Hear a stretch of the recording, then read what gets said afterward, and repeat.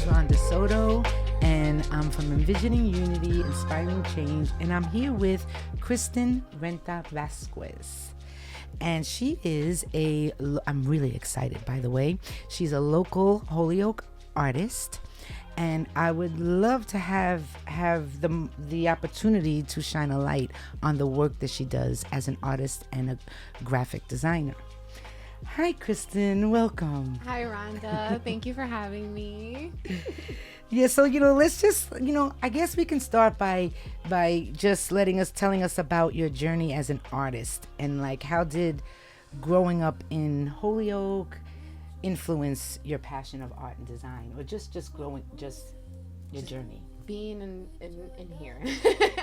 So it basically started when I was a kid. I definitely, in all of like my classes at school, whether it was elementary school, middle school, high school, I was always very, very excited to get to art class. And I then learned after like a couple years of me showing my stuff to my mom, and like coming of age and understanding where she was coming from, she really explained to me, she's like, "You get this from me, girlfriend." So your mom drew. My mom drew. My mom was a big person who loved art. She didn't necessarily pursue it, but when I started to pursue it, she kind of started to see the light in it again. You know what I mean? Beautiful. So that's really where it started. And living in Holyoke, it's a very artistic place, so it's a great space and environment to kind of blossom as an artist. I definitely agree with that wholeheartedly. And how has it shaped your artistic identity? Living in Holyoke, I wouldn't say that living in Holyoke has shaped my artistic identity, but I think just being around the environment in Holyoke has wanted me to do something more with my art to give back to the community in a way. Growing up in Holyoke, like, I just understood that we were all kids that literally lived on the street. Even if you weren't in the street, you were still from the street. You know what I mean? And I noticed growing up here, like, we didn't have a lot of places where we could just come together as kids and be creative in a safe space. And so I eventually want to have a place where I could do that, give back to the community, give back to the kids, and have a space that's safe, that's creative, where they can just blossom into the people that they're supposed to be. Like yourself. Yeah. Right? Mm-hmm. And so a little bit of a personal background, like what were some of your highlights and challenges that you faced growing up in Holyoke, and how did art help you navigate those experiences? So I would say I'm pretty much a loner. Mm-hmm. Very introverted. And that probably just came with like strict parents growing up here. My mom was very overprotective of us, me and my brother. And so I spent a lot of time at home, and being at home is what made me want to do something rather than watching TV or going out with friends. I couldn't really do that anyway. So I just looked into the arts, whether it was music, whether it was watching animes, whether it was looking at videos on how to create certain things. Sometimes it was just projects that like her friends would be like, "Hey, I'm having a sweet 16. Can you create this for me?" And I'd be like, "Yeah, of course, no problem." So that's kind of where everything began and started. Yeah, right? Yeah. Right. And how do you think your Puerto Rican heritage has influenced your artistic style and the themes that you explore in your work? And we'll get to the part where I want to know more about your style of work, right? And the messages that you communicate through that style as well. But for, like, how has your Puerto Rican heritage influenced your artistic style and the themes that you explore in your work? So I'm very spiritual, and I definitely think that just comes with Puerto Rican heritage and culture in general.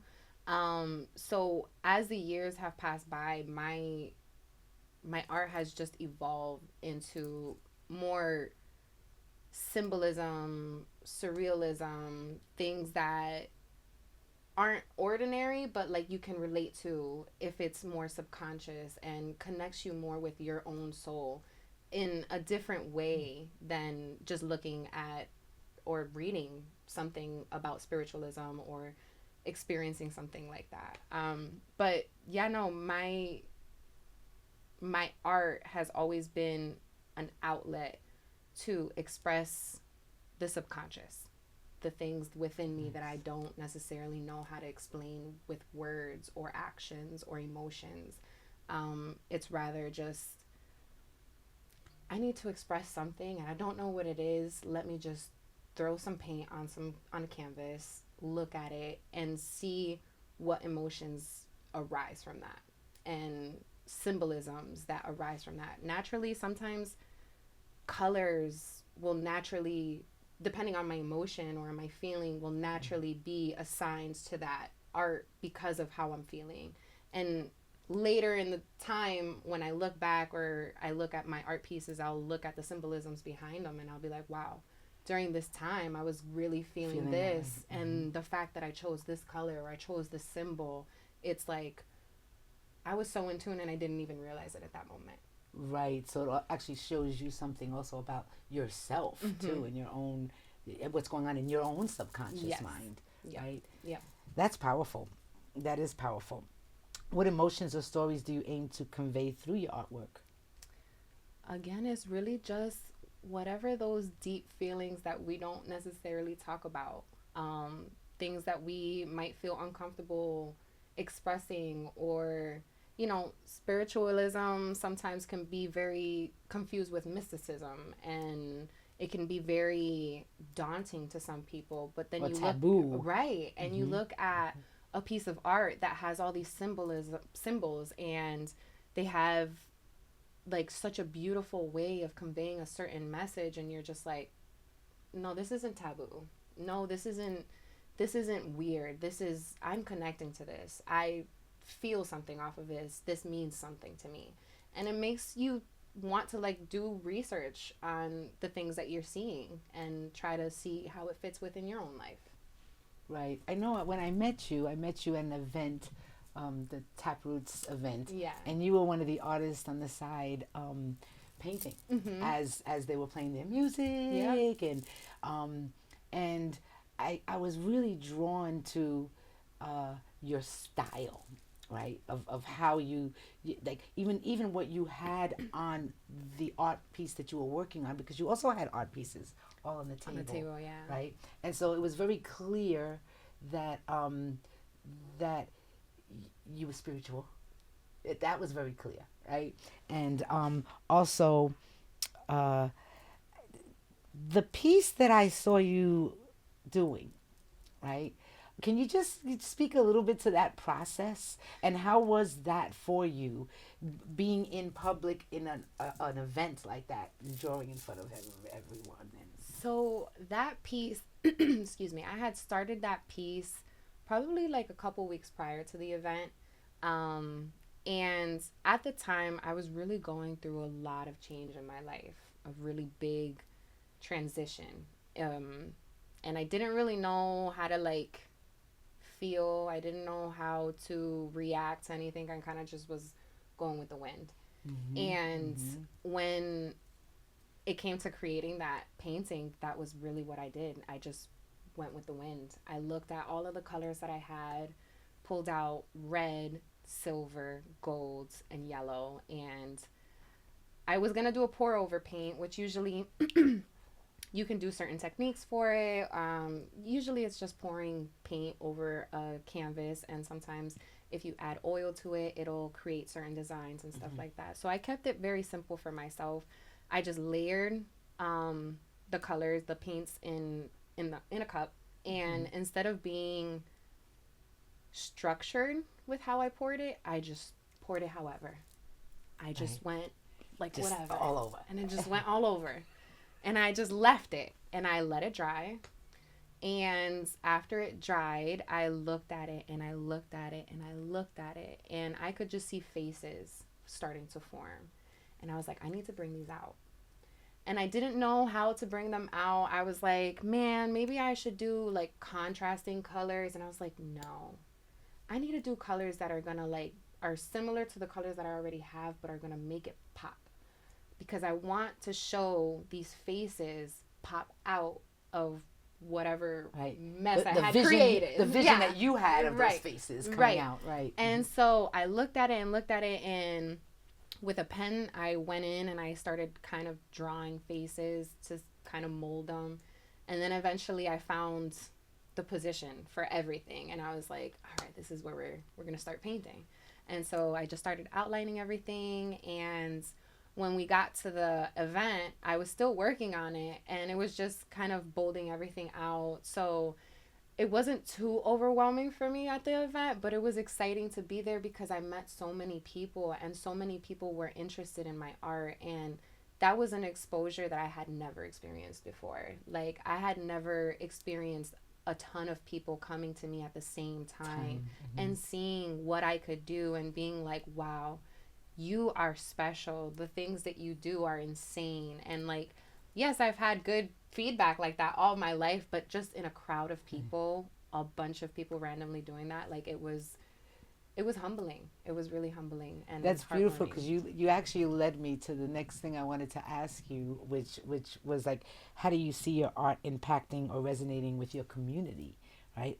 And I wanted to like particularly target like women or inspiring artists and Latina women or people in Holyoke and, you know, in similar circumstances as yourself, right? But how do you see your art impacting the community? I mean, you spoke about it in that event, right? Yeah, in that event. Right.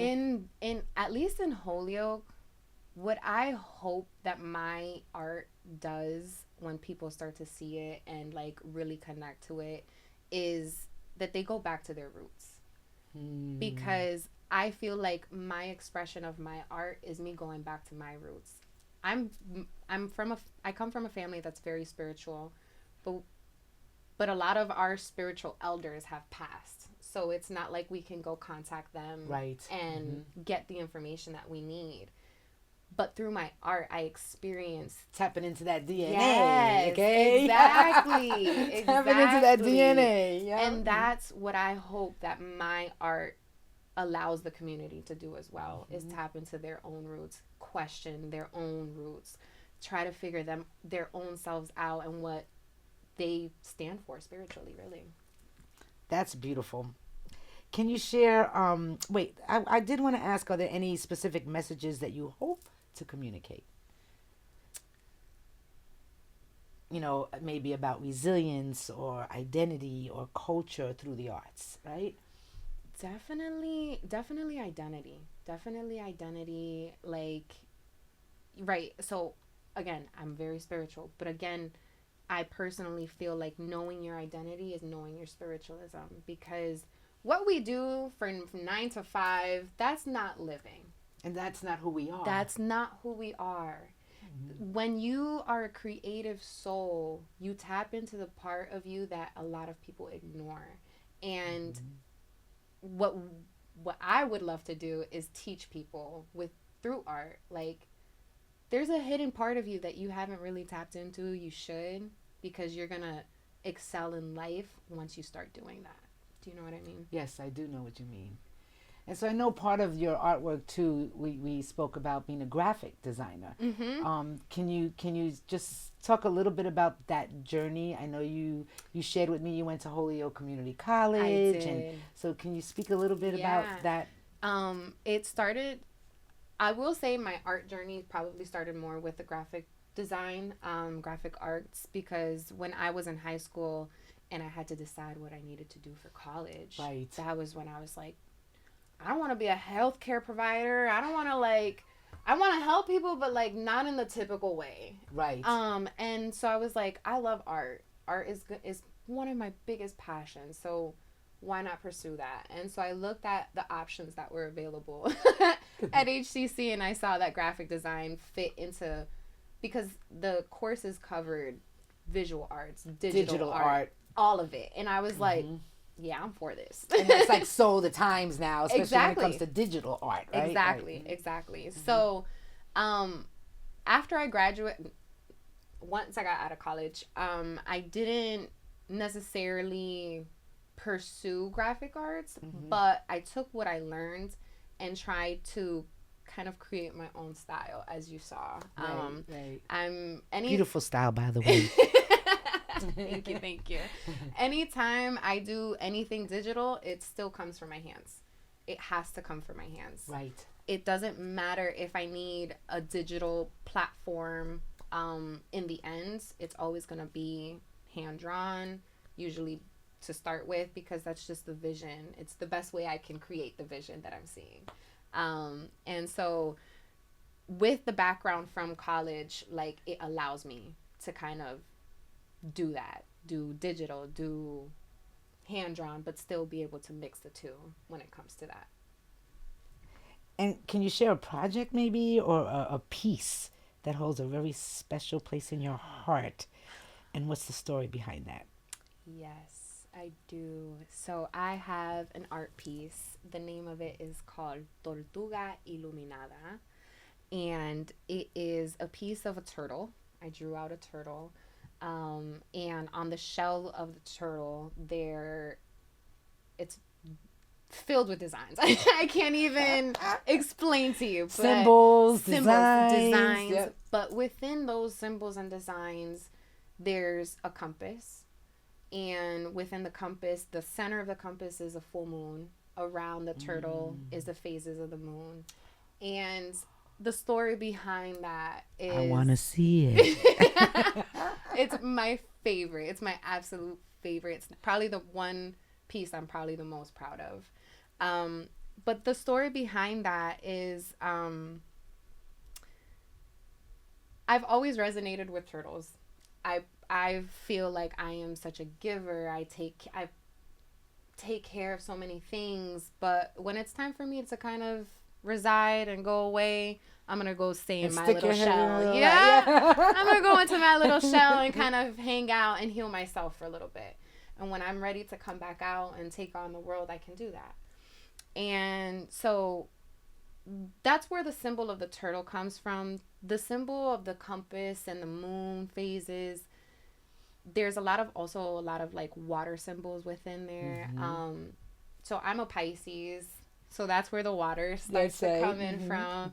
And the phases and the compass is like, no matter which way life turns you, it's always going to be a phase in your life. So nothing lasts forever. And even as treacherous as the waters may be, you're not going to be there forever. And you're going to end up coming out stronger at the end of it. So no matter what you got going on, if you continue to just push forward, everything will work itself out. So that's where it comes from. I love that. You don't know how many times I see pieces of art and I want so badly to know the artist so I can ask that question. Right. What's the story behind this? Because we all make up our own stories, right? And we imagine. And that's a beautiful one. And I can't wait to see that painting. I'm so excited to show you it. And so, have you collaborated with any local artists or organizations in the area at all? Not yet. Except for Taproots. Taproots is big heart in my chest for them. I love them. Matthew King, Taproots, shout out. Shout out to you, Matthew. Mateo, my brother from another mother. He's amazing. Honestly, he was amazing for that opportunity because it opened so many doors and it was wonderful. But aside from Taproots, I haven't done any collaborations yet. I've had meetings with a couple people to start something, but it just hasn't gotten anywhere yet. So I'm hoping that soon I can look forward to a collaboration with an artist. I'm sure that it will happen, and they will be very lucky to collaborate with you. They would be, you know. So what are your goals and dreams for the future as an artist? Okay, so I currently am working on a brand. It's called Curve Designs. It's KRV, so it's my initials, but you read it as like a big curve. Nice. I love it. Yeah. So it's called Curve Designs, and what I hope to do with that brand is to basically because I like to do clothing. I love clothing. I love fashion. I love art. Eventually, what I would love to do is have a company within that brand where it's established that whatever artistic thing you have in your head and you need someone to put on paper for you. Oh, beautiful. Yeah. Or whatever medium you need, whether it's a room, whether it's a piece of clothing, whether it's a business card, whether it's a logo, like, come to me, come to us, because we're gonna expand your brain and you're gonna be so like, oh my God, this is exactly what I wanted. And not even know it, you know what I mean? So that's what I hope and pray to get to. So if they want to come to you after hearing how amazing you are, okay, and you are, and that's just, and not just in your artwork, but just as your energy and as a person, you know, where can people view or support your work, or how can they connect with you? So I am on Instagram. You can connect with me. It's _ curve designs on Instagram. That's really all I have right now for a platform. I am working on a website, so as soon as I have that website up and running, I will definitely let you guys know so that you guys can all. Oh, that's when we have to come back and give them a follow-up. Okay? Yes, ma'am. Yes, ma'am. Absolutely. And so, you know, I guess the last question that I would like to ask, and because I'm always thinking about our Holyoke people, right? And you know, if you were to have a piece of advice to another artist in Holyoke, or anywhere for that matter, actually, you know, you know, what would that be? As cliche as it sounds, it's really just keep going. No matter what life throws at you, no matter if you feel like you're not good enough, no matter if you feel like you're never going to get exposure or no one is going to see you for your potential, keep going. Because the right people are going to fall onto your plate at the right moment, and everything is just going to fall into place. Wide open. Everything is going to be perfect, and you're just going to be like, why did I doubt myself for so long? That's Thank really you. it. That's beautiful. Is there anything that you would want to say that maybe I didn't ask, or anything you want to say? Just that I'm so grateful. I'm so grateful to have met you, Rhonda, and to be here with you and to have this opportunity to not just expose myself, but expose that there is so much good in this world. There is so much good in this world, even through the chaos. And we need to shine a light on that. Yep, we definitely do. We definitely do. And I'm so happy that you were willing to bring me here. And I hope that you bring anyone else that you think has a massive, beautiful light in here, because it's just going to make things so much better. I plan on that, because I have the same feeling about there's so much going on in this world right now, and we need to shine a light on all the goodness that is happening, especially in places that are have so many barriers and challenges. Yeah.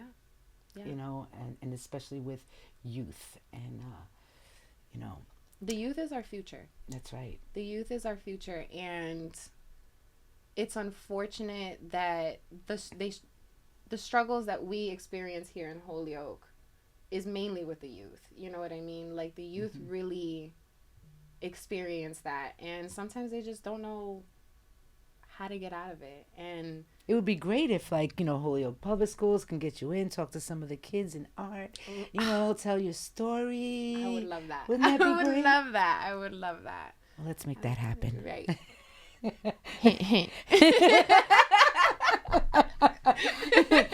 Hey, you know, Rhonda Soto's the superintendent. You never know, hey. Right? We're not related. At least I don't know. But, you know, you just never know, right? Right, exactly, you know? Exactly. Well, thank you so much for being here.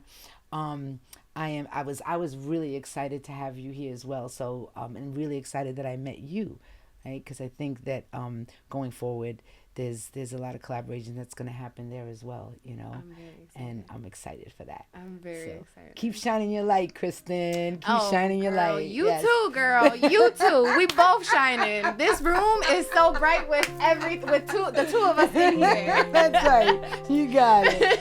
Thank you. Thank you so much much, love. Rhonda. Much love. Much love.